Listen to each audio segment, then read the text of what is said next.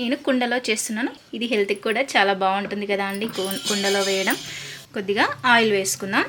Oil ఎక్కువగా ఉంటే rice అనేది మెతుకు ఒకదానికొకటి అంటుకోకుండా ఉంటుంది.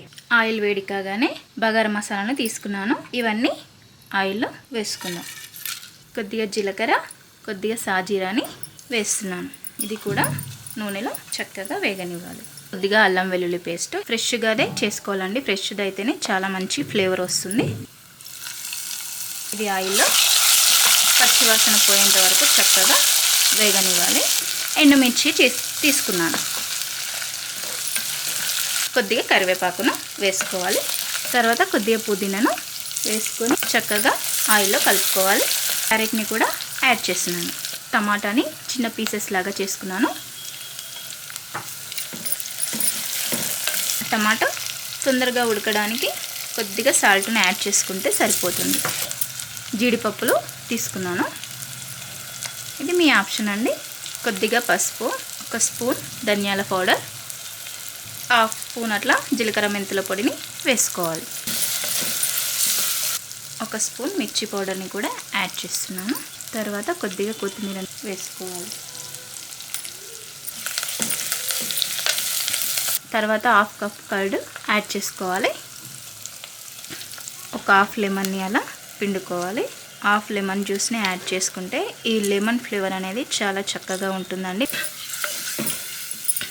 మనం ముందుగా వేగించి పెట్టుకున్న ఎగ్స్ని ఇందులో వేస్తున్నాను.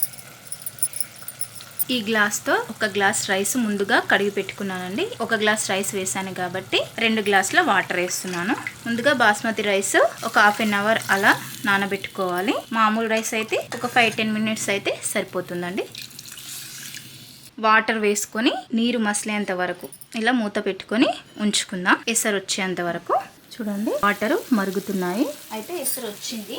చూడండి చక్కగా మనం వేసిన ఐటమ్స్ అన్నీ వాటర్లో ఉడికి ఆ వాటర్కి మొత్తం ఆ ఫ్లేవర్ వచ్చేసింది కాబట్టి రైస్ వేస్తే అది ఉడికి ఆ ఫ్లేవర్ కూడా రైస్లోకి వస్తుంది. ముందుగా నానబెట్టుకున్న రైస్ని వాటర్ లేకుండా ఇందులో వేసుకోవాలి.